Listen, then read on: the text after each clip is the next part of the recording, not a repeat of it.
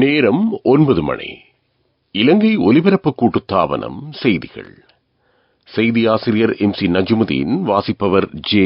யோகராஜ். முதலில் தலைப்புச் செய்திகள். மக்கள் போராட்டம் மீண்டும் ஏற்படாத வகையில் பொருளாதாரத்தை கட்டமைப்பதாக ஜனாதிபதி ரணில் விக்ரமசிங்க உறுதி.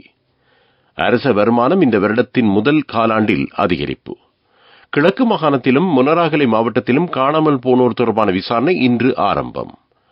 பிரதமர் தினேஷ் குணவர்தனவுக்கும் சீன வர்த்தகத்துறை பிரதிநிதிகளுக்கும் இடையில் சந்திப்பு. நீதிமன்ற தீர்ப்புக்கு அமைவாக அபிவிருத்தி உத்தியோகத்தர்களை ஆசிரியர் சேவைக்கு உள்ளீர்க்க நடவடிக்கை. இஸ்ரேலின் தாக்குதல்களினால் காசாவில் 10 நிமிடங்களுக்கு ஒரு குழந்தை மரணம். அவை தலைப்புச் செய்திகள். மக்கள் போராட்டம் மீண்டும் ஏற்படாத வகையில் பொருளாதாரத்தை கட்டமைப்பதாக ஜனாதிபதி ரணில் விக்ரமசிங்க தெரிவித்தார். சரிவடைந்த பொருளாதாரத்தை 2 வருடங்களில் மீட்க முடிந்துள்ளது. வீழ்ச்சியடையாத வகையில் வலுவான பொருளாதாரத்தை கட்டமைத்து மக்களின் வாழ்க்கை தரத்தை மேம்படுத்துவதாகவும் அவர் உறுதியளித்தார். கொழும்பு ITC ரத்னதீப அதிசொகுசு ஹோட்டல் இன்று திறந்து வைக்கப்பட்டது. இந்த நிகழ்வின் போதே ஜனாதிபதி இந்த விடயத்தை குறிப்பிட்டார். இந்த ஹோட்டல் காலிமுகத்திடலுக்கு முன்பாக நிர்மாணிக்கப்பட்டுள்ளது. கொழும்பில் உள்ள ஜனாதிபதி மாளிகை எதிர்காலத்தில் மாதிவெல பிரதேசத்துக்கு மாற்றப்படும் என்றும் அவர் குறிப்பிட்டார்.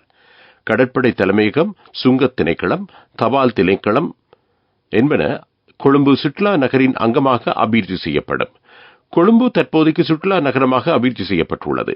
நட்சத்திர ஹோட்டல்கள் அமைக்கப்பட்டிருப்பதனால் சுற்றுலாத்துறை முன்னேற்றம் பற்றி நம்பிக்கை கொள்ள முடியும் என்றும் ஜனாதிபதி ரணில் விக்ரமசிங்க தெரிவித்தார். மட்டக்களப்பு, திருகோணமலை, அம்பாறை, மொனராகலை மாவட்டங்களில் காணாமல் போனோர் தொடர்பான விசாரணை இன்று ஆரம்பமானது. எதிர்வரும் 27ஆம் தேதி வரை விசாரணை இடம்பெறும். மட்டக்களப்பு மாவட்டத்தில் களுவாஞ்சிக்குடி பிரதேச செயலகத்தில் இன்று விசாரணை நடத்தப்பட்டது. காணாமல் போனோரின் உறவினர்கள் ஆணைக்குழு முன்னிலையில் சாட்சியம் அளித்தனர். இதேவேளை வாழைச்சேனை பிரதேச செயலகத்தில் நாளையும் நாளை மறுதினமும் விசாரணைகள் இடம்பெறும். காணாமல் போனோர் தொடர்பான மட்டக்களப்பு பிராந்திய அலுவலகத்தில் நாளை விசாரணை நடைபெறும். திருகோணமலை மாவட்டத்தில் மூதூர் பிரதேச செயலகத்தில் இன்று விசாரணை இடம்பெற்றது. குச்சவெளி பிரதேச செயலகத்தில் நாளையும், தம்பலகாமம் பிரதேச செயலகத்தில் நாளை மறுதினமும் விசாரணைகள் இடம்பெறும். அம்பாறை மாவட்டத்தில் அம்பாறை மாவட்ட செயலகத்தில் இன்று விசாரணை இடம்பெற்றது. மொனராகலை மாவட்ட செயலகத்தில் நாளை விசாரணை நடத்தப்படும். காணாமல் போனோர் தொடர்பான விசாரணைகளை விரைவில் பூர்த்தி செய்வதற்கு அரசாங்கம் நடவடிக்கை எடுத்துள்ளது. நீங்கள் கேட்டுக்கொண்டிருப்பது இலங்கை ஒலிபரப்பு கூட்டுத்தாபனத்தின் செய்திகள்.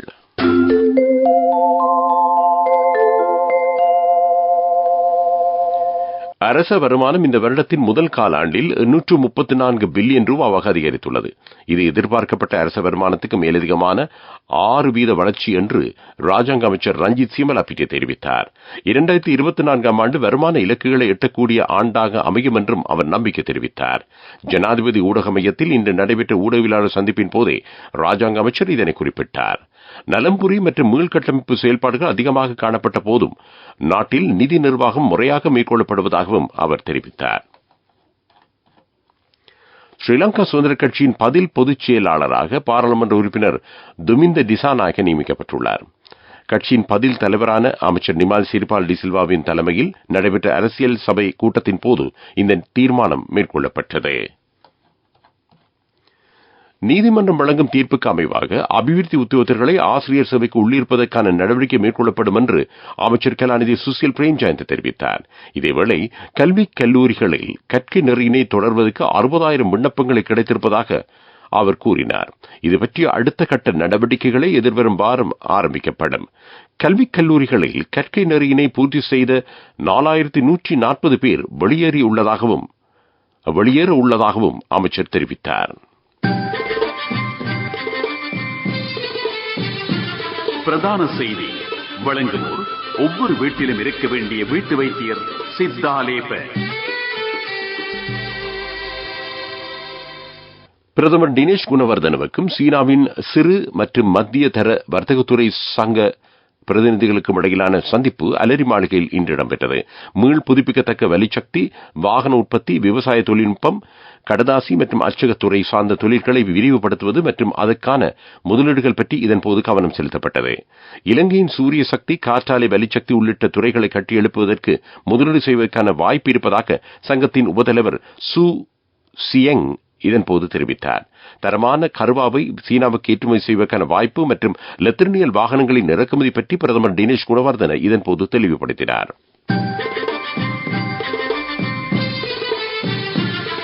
பிரதான செய்தி வழங்கியோர் ஒவ்வொரு வீட்டிலும் இருக்க வேண்டிய வீட்டு வைத்தியர் சித்தாலேபன். உங்கள் கவனத்திற்கு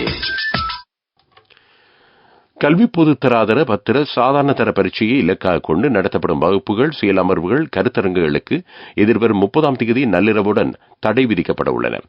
பரீட்சை நிறைவடையும் வரை இந்த தடை அமலில் இருக்கும் என்று பரீட்சைகள் திணைக்களம் அறிவித்துள்ளது. இதனை மீறி செயல்படுவோருக்கு எதிராக சட்ட நடவடிக்கை எடுக்கப்படும். இம்முறை கல்வி பொதுத்தராதர பத்திர சாதாரண தர பரீட்சை மே மாதம் 6ஆம் தேதியிலிருந்து 15ஆம் தேதி வரை நடைபெறும். இதேவேளை உயர்தர பரீட்சையின் பெறுபவர்களை அடுத்த மாதம் நடுப்பகுதியில் வெளியிட திட்டமிட்டுள்ளதாகவும் பரீட்சைகள் திணைக்களம் அறிவித்துள்ளது. உலகச் செய்திகள். இஸ்ரேல் மேற்கொள்ளும் தாக்குதல்களினால் காசாவில் 10 நிமிடங்களுக்கு ஒரு குழந்தை மரணிப்பதாக ஐக்கிய நாடுகள் சபையின் முகவர் அமைப்பொன்று கவலை வெளியிட்டுள்ளது. இஸ்ரேல் ஹமாஸ் யுத்தம் தொடங்கியதிலிருந்து இதுவரை சுமார் 35,000 பலஸ்தீனியர்கள் கொல்லப்பட்டுள்ளனர். இவர்களில் 15,000க்கும் மேற்பட்ட குழந்தைகள் அடங்குகின்றனர். தாக்குதல்களினால் சுமார் 80,000 பேர் காயமடைந்துள்ளனர்.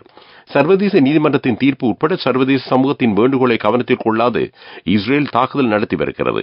இதனால் பலஸ்தீனத்தில் பிள்ளைகளின் பாதுகாப்பு நெருக்கடிகளுக்கு உள்ளாகி இருப்பதாகவும் ஐக்கிய நாடுகள் சபையின் முகவர் அமைப்பு தெரிவித்துள்ளது. அபிவிருத்தி செய்திகள்.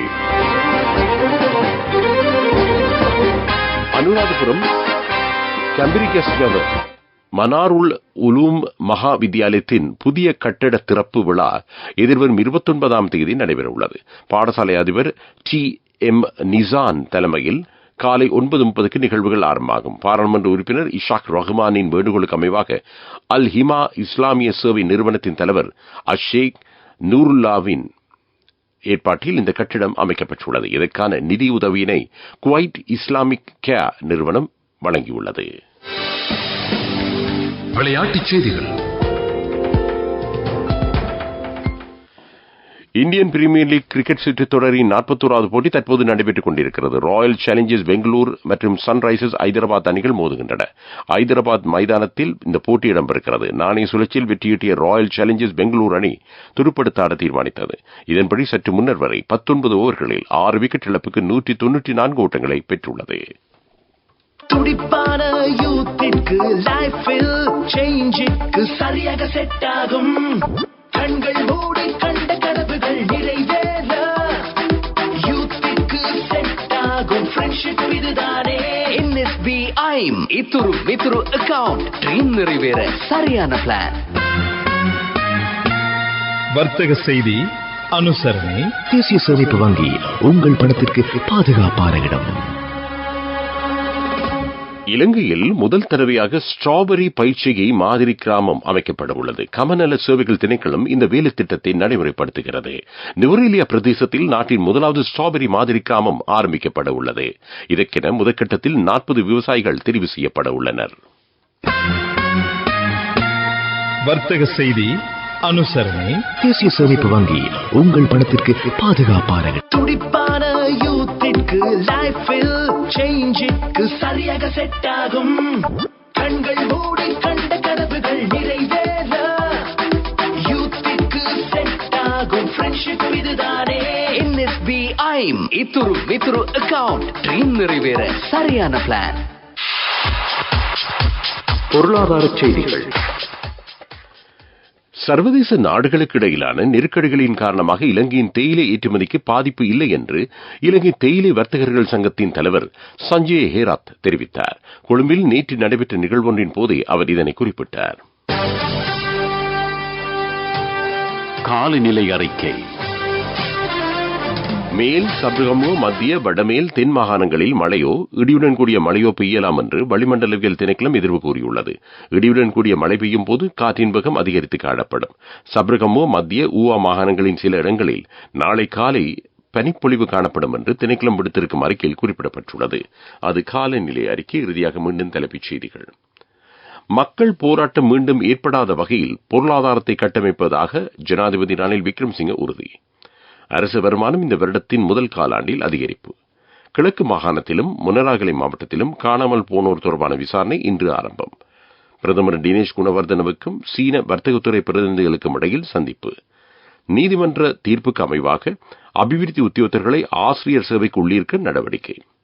இஸ்ரேலின் தாக்குதல்களினால் காசாவில் 10 நிமிடங்களுக்கு ஒரு குழந்தை மரணம்.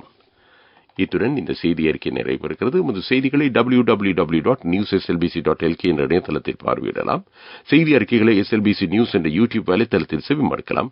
எமது அடுத்த பிரதான செய்தி அறிக்கையை நாளை காலை 6 மணிக்கு எதிர்பாருங்கள். அவசரத்தில் அங்கும் இங்கும் வைக்க வேண்டாம் தங்கமே. இப்போது தங்கப்போனுக்கு அதிகூடிய முப்பணம் அழையுங்கள் 0115-880-400.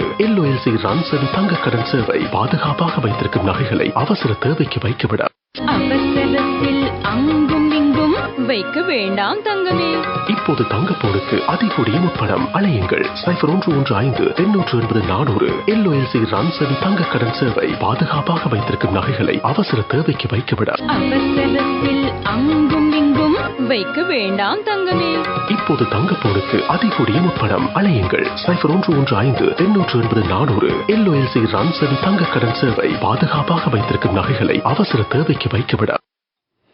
இலங்கை ஒலிபரப்பு கூட்டுத்தாபனம் தேசிய சேவை நேரம் 9 மணி 11 நிமிடம் 9:30 வரை பக்தி பாடல்கள்.